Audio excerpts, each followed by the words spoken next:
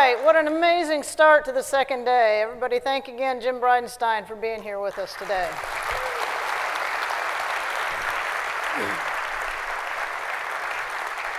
We have a lot more exciting discussions to come, like our next panel on the economics of low Earth orbit. They talk about how the LEO economy has been evolving. I think the thing is, none of us are really sure what it's evolving into just yet. Hopefully this next panel will give us some insights into this. Let me introduce Alex McDonald, the NASA Senior Economic Advisor, to hear the panel's perspectives on industrialization and the role of government. Alex is the Program Executive for Emerging Space within the Office of the Chief Technologist at NASA headquarters. Alex, I don't know where you are, but Manager Research Office, Program Executive for Emerging Space within the Office of the Chief Technologist. Dude, we got to work on your title. He is recognized as an expert on the economic history of American space exploration and contemporary private space sector activities. He's a founding program executive of NASA's Emerging Space Office, which was established to conduct economic analysis on emerging commercial space companies. He's also an executive staff specialist at NASA's JPL, a former research faculty at Carnegie Mellon University, and has worked for the University Space Research Association while at NASA Ames Research Center, where he worked on small satellite missions, mission designs, and served as the center's first research economist on staff. He has an undergraduate from Queens, his master's from the University of British Columbia, and was a Clarendon Scholar at the University of Oxford, where he got his doctorate on the long-run economic history of American space exploration. So you might realize Alex might have started off in Canada, but he did recently become an American citizen, so he was also now a NASA employee. So he was also an inaugural TED Senior Fellow. So please welcome Alex to the stage and his panel that he'll be introducing. Well, good morning, everyone. This is really exciting to be here at ISSRDC. It's exciting for a number of reasons. We got a great panel, but we're also just in an exciting time, as the administrator made very clear. We're excited to be going back to the moon, going on to Mars. But for those of us who've been focused on low Earth orbit commercialization, specifically commercialization of human spaceflight in Earth orbit, it's kind of really an exciting time right now. Last month at the NASDAQ, NASA rolled out its five-prong strategy for how to commercialize low Earth orbit. And this included a number of initiatives, one of which was to enable people to buy mass up to the ISS, use some of NASA's resources, about 5% of NASA's resources, to enable commercialization there, be able to buy astronaut time for activities, a more liberal regime related to advertising, but also the ability, this is one that got the most attention in the media, the ability to have 2 private astronaut missions per year visit the International Space Station. This is actually a huge sea change in NASA's policy, certainly for those of you who are familiar with the story of kind of Dennis Tito going up to the space station via the Russians. But wait, there's more.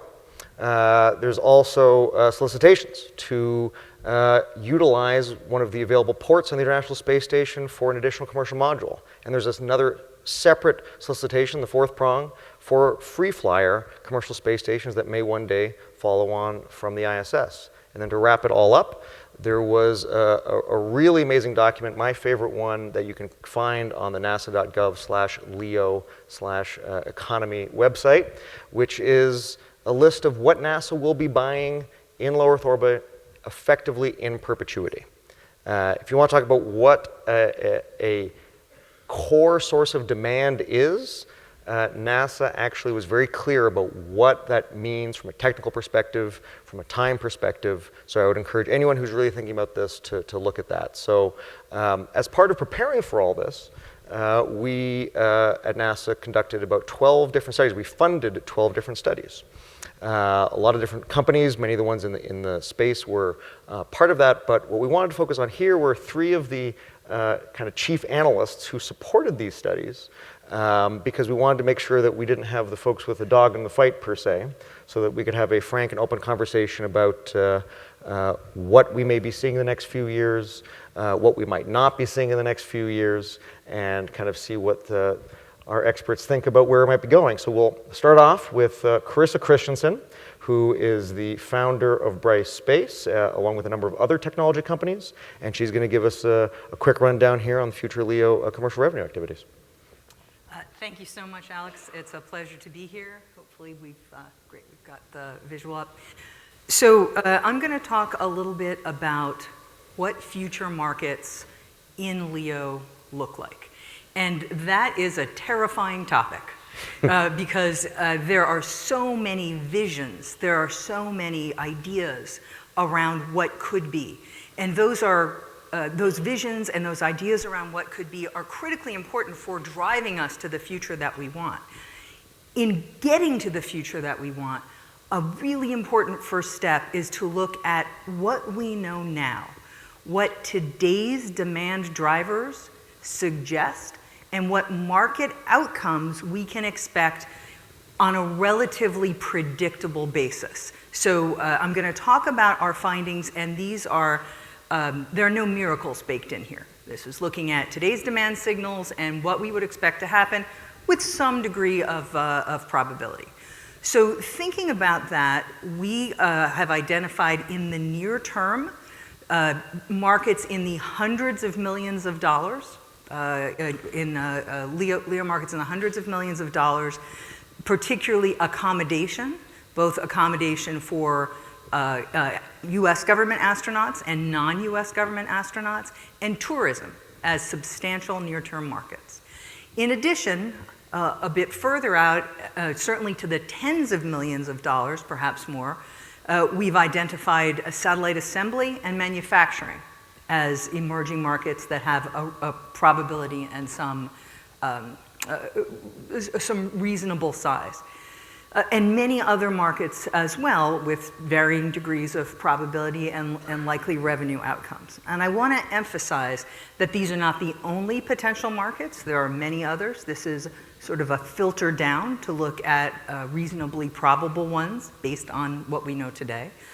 And I also want to talk to note that there are factors that can dramatically change these outcomes.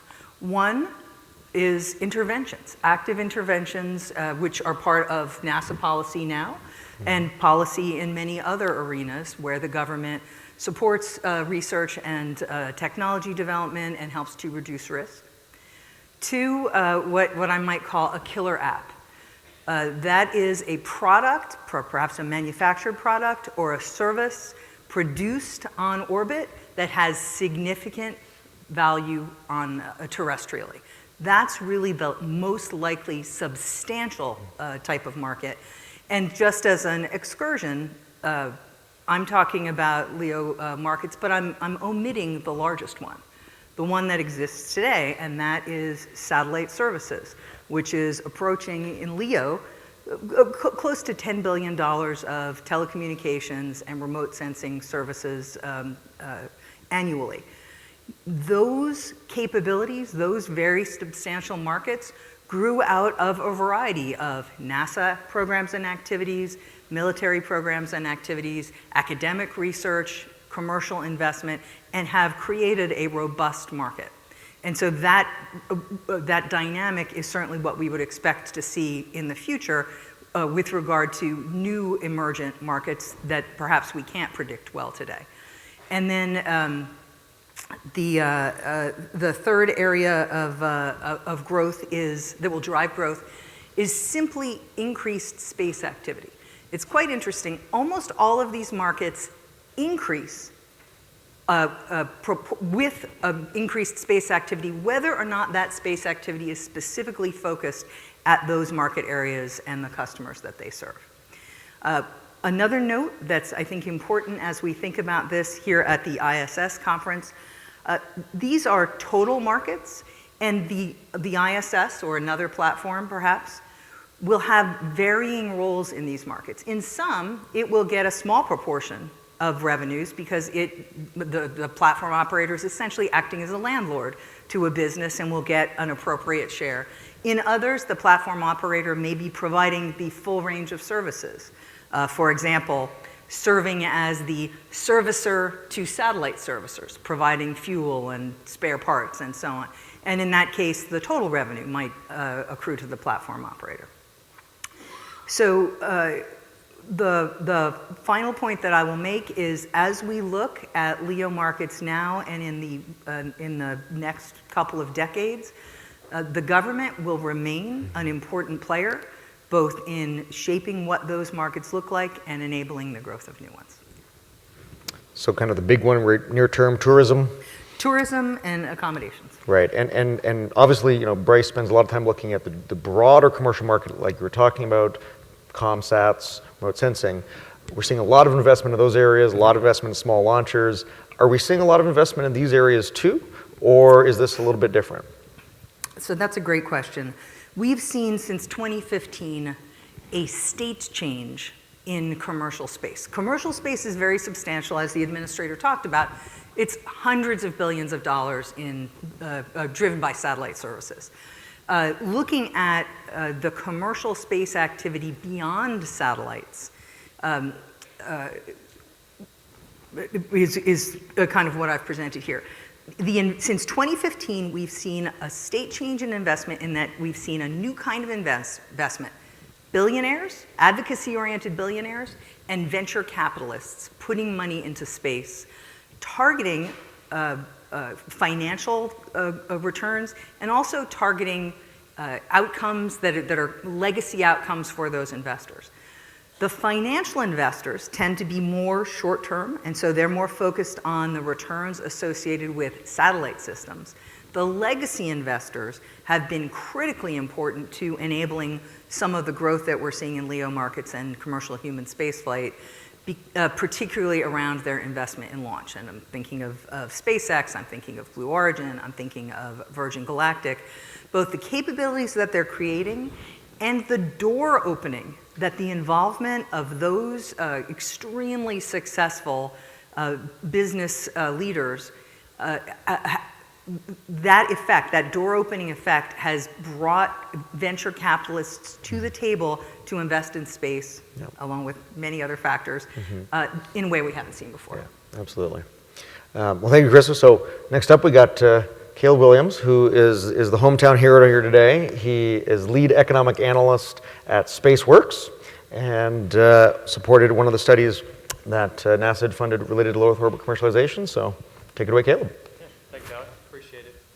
So SpaceWorks, like Alex said, is actually an Atlanta-based company. So we do aerospace kind of advanced concept design, really looking at that 10 or 15 year out window, kind of the next generation of flight and space hardware solutions. So we started this effort around a year ago, starting to look at what the future LEO economy would be. And kind of our first take on that was to try to understand, okay, well, what are the pillars that would make up this LEO economy? And we identified somewhere around 8 kind of top-level segments. Some of those are current segments, like Carissa was mentioning, communications, Earth observation. Some of them are more far out. Within those kind of 8 top-level segments, we found about 40 or so sub-segments. So there were kind of 40 distinct areas within the market that showed a lot of promise that we thought would end up being part of that future LEO economy that NASA and kind of the commercial industry are envisioning. And one of the things we really wanted to understand once we kind of knew, okay, this is what the market's made of, we wanted to understand, okay, well, where is the market at? So, similar to what Carissa was showing and looking at, okay, how likely is this to happen kind of thing? We started to assess really the technological maturity and the commercial maturity of each of these kind of 40 or so distinct market segments. What we found was that kind of older studies, when they had looked at this in the past, ignored this portion of it. So it was very binary. It was either the market exists and you generate full revenue from it and everything's great.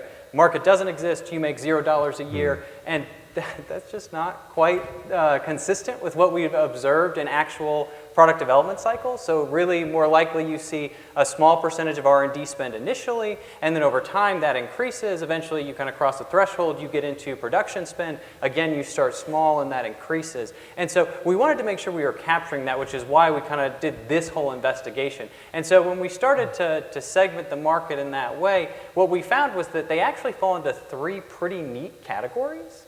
So those categories are kind of emerging prospects, the current LEO economy, and then what we call near science fiction.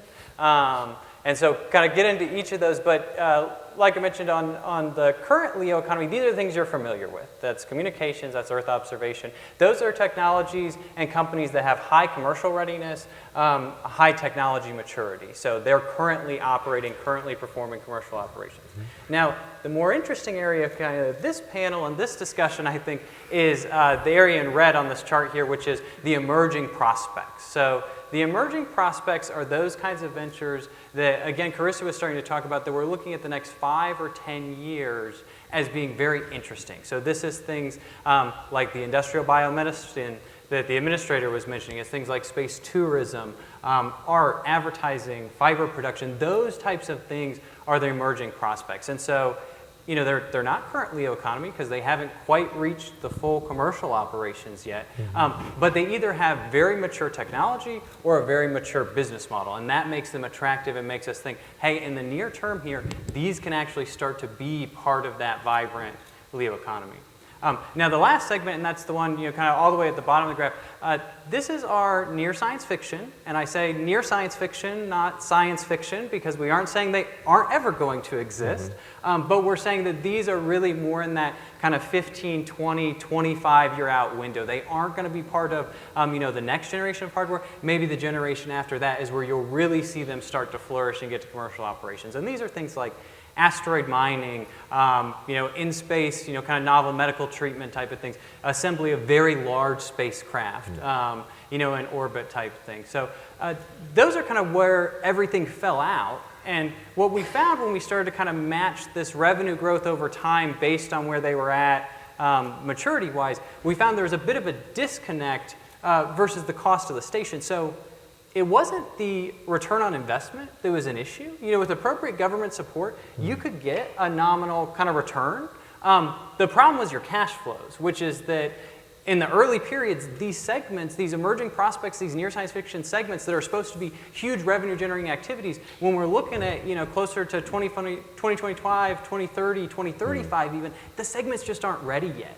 And because they're not ready, they can't generate revenue, and that means that the first 6, 7, 8, 9, 10 years sometimes, you're having just increasingly negative cash flow. And that makes for a really poor investment environment for most firms. So you tend to see more venture capitalists may be interested in that area, but the return wasn't enough to warrant that. So when you start looking at kind of the balance between your cash flows and your return, we found that this highlighted a really interesting role that NASA can play. And that's that if they can help to mature these different kind of emerging prospect and near science fiction type market segments over the next 5 or 10 years and really make an investment into that, that they'll be able to generate enough revenue early on in these commercial stations' life cycle, and that's going to ease that cash flow constraint and make it a much, much more attractive kind of value proposition to investors. So that being said, I think we'll probably get more into levers and mechanisms and stuff later. So.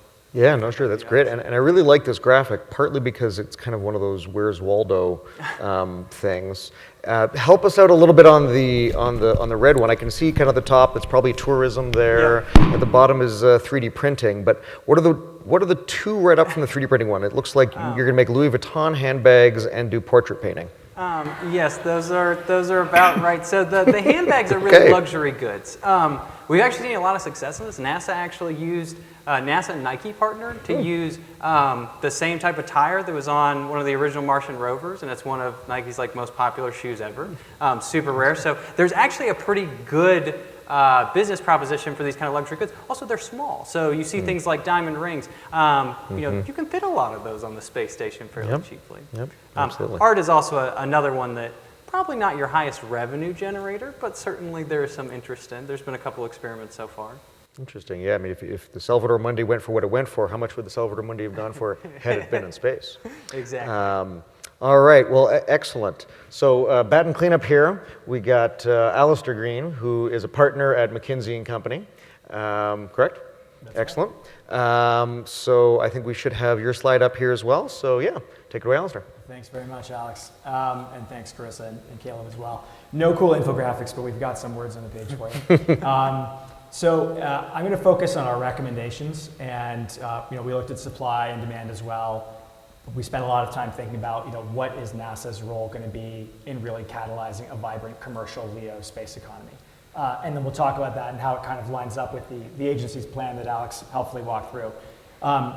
So at the highest level, it's all about creating a thriving LEO space marketplace. And because I couldn't resist the pun, we're calling it a market space. So hopefully you'll forgive us for that. That really means three things. I think the first thing is moving from a world in which NASA is the primary operator and customer and kind of doing everything to a world in which they are catalyzing demand and helping, what economists call crowding in demand from all the different sources that kind of Carissa and Caleb talked about, as well as setting the stage for supply and modules to be able to fulfill that demand. So that's kind of point one. Point two is just acknowledging and dealing with the massive uncertainty. I think probably the three of us up here would tell you, we all think tourism has real potential, but there's a huge swing factor on it. There are 2,800 documented billionaires in the world. It is very hard to talk to those people and figure out if they want to go up to space or not. It could be a couple a year, it could be dozens a year. And in fact, when you look at the math of how much demand there is in LEO from space tourists, it can make a really big difference one way or the other. And so recognizing the uncertainty and doing what we can to try and reduce that and create clarity is essential in this market. And then the third central principle is that early in this market, driving down costs is going to be critical, right? And if you look at the whole stack of costs to do really anything in LEO, launch costs are a large part of it. And so trying to get those down is essential. I'll touch on the two things that were central in our recommendations and then talk about how that kind of compares with NASA's announced plan. The first is what we're calling a milk run launch partnership, which is kind of a cutesy name, but the basic point is let's create a window when we're going to send out private astronauts, predominantly tourists, on a very kind of regulated and clear launch cadence in a way that can both stimulate demand from tourists so people can see the market works, drive down the launch costs, and then create a lot of excitement and visibility for that market. The analogy, although it's much more boring, is what happened right here in the US with solar panels, right? You'll recall back in the day, solar was not economically viable on its own. With tax credits and some government support, people were able to make investments of solar panels. It drove the cost down dramatically, and now today, in most parts of the US, you're actually able to use solar panels without any form of subsidy or support at all. So it's in keeping with that. The Next Generation Habitat program is really about creating certainty for module providers in order to say, look, NASA is transitioning from a world where we are all the demand in the ISS to saying we are going to commit to what our demand will be in the future and create the conditions through which commercial providers can put free-flying modules of their own as a long-term replacement for that. And that involves not only kind of committing what NASA's demand from its own astronauts is going to be, but also saying, look, here's some access under the right conditions to the docking port and other technical assistance. One thing I will say, and we don't need to get into all the details, is that's not about picking one person right now, but a highly structured process to make sure that it gets winnowed down over time. And while the modules are still in development, NASA's eggs, and frankly the country's eggs, aren't all in one basket. So that's kind of what we concluded.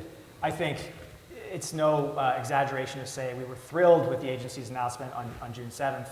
I think it is absolutely in keeping with the principles that we just talked about, and I think shows a lot of boldness, a lot of speed to action, and frankly, a lot of foresight.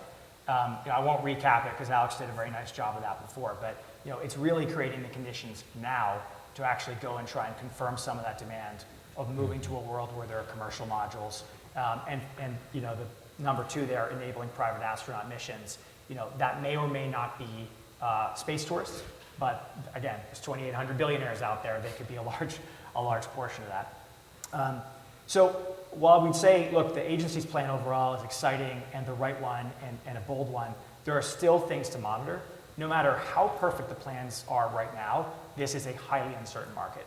We may find that actually something, some of the space manufacturing takes off faster than any of us thought possible, and all of a sudden the demand surges. We may find that actually the demand for tourism is far less than we thought. And so being able to adapt as the demand is kind of real or shows up is going to be essential. I think we have a long list of things to monitor, but instead of going through each one, I'd say one of the things we would continue to kind of push this community and NASA in particular to do is not just soliciting kind of ideas or stimulating demand in future, but what are the contractual commitments that we can get in place, be it from pharma R&D, for space manufacturing, for tourism, for any of the different demand sources, in a way that creates certainty for module providers, for the market, and ultimately for the venture capitalists who are funding a lot of these endeavors. So I'll stop there. No, that's great, and thank you for that. I mean, I think it's encouraging to know that there's kind of alignment now in terms of what people have been kind of saying that we need to do at NASA for a while, and now what we're doing. I had one kind of just general question for you, which I'm curious about, is you work in a lot of other industry areas too, right? McKinsey does a huge amount of assessments of infrastructure projects and science and technology. How is examining this problem different or the same? How crazy are space people? What's kind of just your experience kind of coming into this community a little bit, and really in kind of one of the core debated propositions, right, which is how do we commercialize LEO, and what's that been like? Yeah, a great question. So I think the people in this room, all of us, are excited about space. I think, and that's wonderful. I think the reality is you could think of the ISS and successor platforms as just space infrastructure. And I know that sounds incredibly boring, and we hear infrastructure all day in the news, and it's about repairing the nation's bridges and power plants. But in a lot of ways, they're very similar. And when someone wants to build a new power plant, particularly outside of the US, the first question is, okay, can I lock up my anchor tenant for 40, 50% of the demand? Is that done? Check. Do we have another few smaller people who are maybe going to take 5% of the power plant, 10% of the power plant? Okay, you're going to sign the dotted line, and we get to 80%. That is how power plants in pick your random country around the world actually get financed. I would actually argue, as unique and special as the LEO economy and the ISS is, it's actually not that different. NASA has taken a huge step by saying we will be the anchor tenant on successor platforms. Right? That makes a massive difference. And I think what's still missing is to say, okay, well, is it going to be tourists, pharma, or other people who will take demand on those platforms? That is very analogous to the kind of boring power plant analogy. But I'd argue if we follow that formula, what that does is it gives certainty to the investors, gives certainty to people who are sinking billions into this to say, all right, the demand is real, let's make this happen. Oh, that's great. So I know we're running a little bit over time, but I did want to get a couple questions from the audience, if we have them, from, I believe, the tech table. Do we have any in from online or not? Alex, can you hear me? Okay. Yes, I can. Yeah, we have a few. So the first one is regarding space tourism. And the questioner wants to know, how do you see the development of space tourism affecting research and development? Okay, and give us another one as well, so that the audience or the panelists can think of that one and the second one as well. Okay, so this is related to nonprofit education outreach. And so in an industrialized LEO economy, how do we incentivize and maintain access for nonprofit education and outreach? Yeah, interesting kind of question of how do people pay to go, and then how do we make sure that people who necessarily can't always pay to go also manage to maintain access? Thoughts? So speaking to the question of R&D activities relative to tourism, I'm going to interpret the subtext there as a question of whether tourism could essentially crowd out the opportunity to do R&D. I think that's unlikely, certainly in the near term, because of the impact of NASA's decisions on how the ISS will be used. And so I would expect a balance there.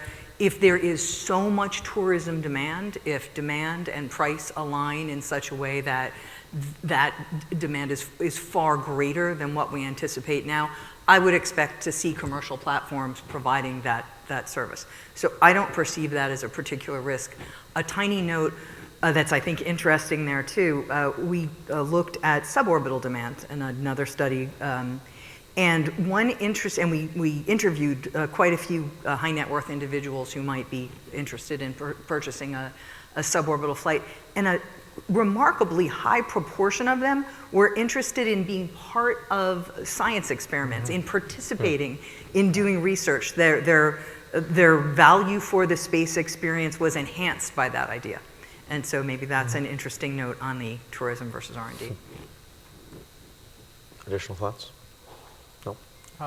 I'll bite off on the nonprofit question that was asked there. One thing that I think, when you start to look at the millennials and Gen Z generation, they direct their money in a way where they value kind of social responsibility. And so I think the headlines that come out that say, XYZ company isn't allowing say Georgia Tech to do anything on the new commercial station is not going to be great. Now, the issue in this market is that consumers aren't buying spaceflight hardware.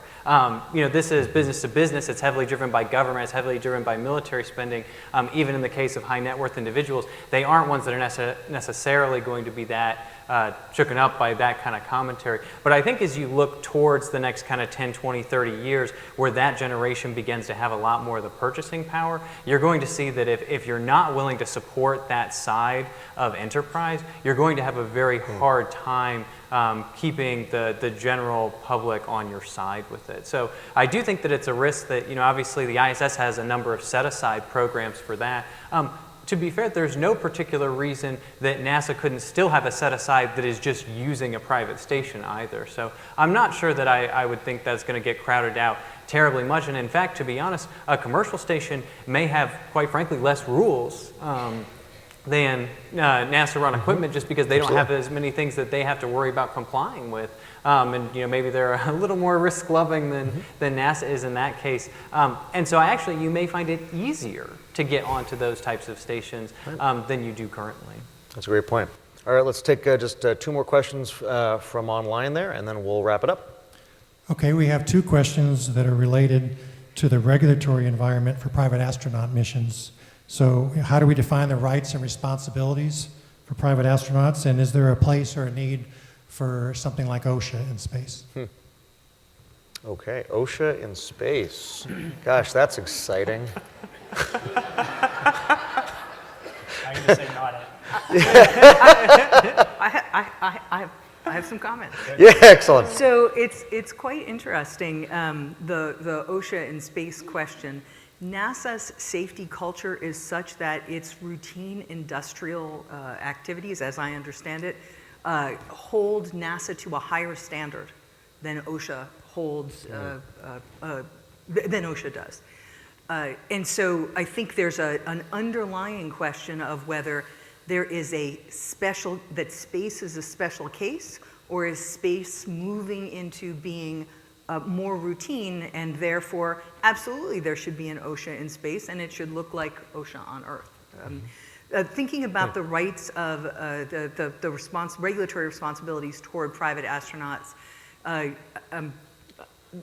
the U.S., with regard to suborbital flight, has taken the interesting step of recognizing that this is a developmental capability, that it is not a transportation utility, it's a luxury good, and that people choosing to take those flights may be willing to accept a degree of risk. And so the regulatory structure is not to say, we, the FAA, are going to ensure that this flight is as safe as the flight that we all took to get to Atlanta on a commercial airliner, but in fact that the flight is safe for third parties who are not involved, and that the parties who are buying tickets are fully informed, that they can give informed consent.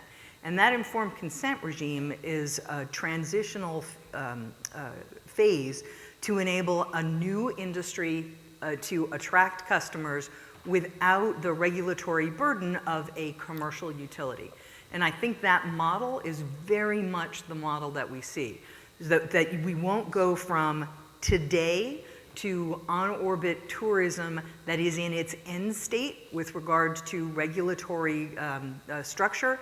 There will be a transitional regulatory regime that allows for participants to accept risk and for companies to operate in that frame. Great. Well, I'm not going to let the last question be one about OSHA. So I've saved the hardest one for last, and you all have to answer it. You can't bow out of this one. This was a panel about the future of the LEO economy, right? And there are some big empirical questions that people have about that. So, two-parter from each of you. Over the next 10 years, what is the commercial application that you are most bullish on? And second, in 2029, what percentage of revenue for human spaceflight in low Earth orbit comes from the government, and what percentage comes from direct commercial? And if you want, you can give a range. If you want to give an optimistic, pessimistic, but a number has to be given. I'm not going to go first.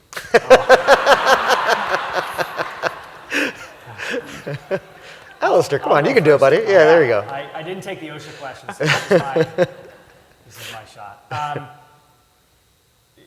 The most bullish one Yep. of all the sorts. So I think setting aside the obvious of kind of, sovereign astronaut demand, I think it still remains tourism for me, despite the huge error bars on it. I think the potential for that exceeds, at least over the next 10 years, any of the other sources of demand. So that's a pretty straightforward one. If we're talking kind of revenues, or at least days in space valued kind of similar to what the private sector would pay, I think 10 years from now, it's probably going to be something like 40-60. So 40% government and 60% commercial. Very, I guess. very bullish. Taking into account all the additional things you could do, like advertising in space, like feature films and things like that, and unmanned LEO activities. Taking into account unmanned LEO activities. As well. Okay, Yeah. that would change them specifically for demand for, again, human spaceflight in low Earth orbit. And I clarify that because when you look at the sources of demand, I thought Chris's chart was great. Some of those things obviously require humans. Some of those things, in our estimation, would require humans at first, like in the setup of manufacturing. But then steady state manufacturing in space is not going to be a human-based And activity. if you took out the uncrewed aspects, how much would be just for human spaceflight in low Earth orbit? 2029, Yep. I think it would be probably the opposite of the number I gave. Okay. All right. Maybe 2/3, 1/3. Got it. All right. Caleb, Carissa can do cleanup on this one. So, I mean, I'm going to skirt around the first question a little bit and say which I think has the most revenue generating potential versus which the most I'm most excited about. I'm most excited about advertising, media, and entertainment. I'm from a marketing background. I think space has this really miraculous branding potential. I mean, when Administrator Bryanstein was talking about, you see this internationally even. You have huge interest in it. So I love the idea of things like the DoubleTree experiment where they're baking cookies on the ISS. They just touch my heart with those. So that's what I'm most excited about. In terms of greatest revenue potential, again, let's set aside tourism, which is kind of has those large error bars. I think the industrialized biomedicine has a lot of promise. I don't know if I would say that's by 2029, but I think long-term, the microgravity environment just does, excuse the fact that I'm, on the economic side here, does really weird things at the cellular level. But the fact that they're different makes them very intriguing in terms of future potential. In terms of 2029 commercial versus government revenue, I'm not quite as bullish as Al. I think I would go so far as to say maybe about 25%, 75% if we're talking about manned. And the reason for that is because I think that these technologies are still developing, and while 10 years is a good amount of time, if you look at, say, 10 years ago, Earth observation in terms of commercial, in that 10 years it's grown to maybe $2 or $3 billion, somewhere around there. So if we think about, these new activities grow to $2 or $3 billion, it's, somewhere around 10 or 12 is what we kind of estimate in terms of cost for it. I'm thinking, like I said, closer to about 25%. Oh, that's great. All right, Chris, take us home. So absolutely tourism and accommodation, particularly for government astronauts from other countries, non-spacefaring countries that may wish to establish space programs but don't have the resources to develop the full infrastructure. That's a very interesting market, both in terms of revenue and in terms of the dynamics of global space flight activities. A strong second is on-orbit satellite assembly, simply because it blends an existing very robust market with an emergent LEO capability enabled by human participation. With regard to revenue, so if we are doing the full range of revenue, not just human spaceflight, the market is now dominated by commercial activities to a great extent because of satellite revenues.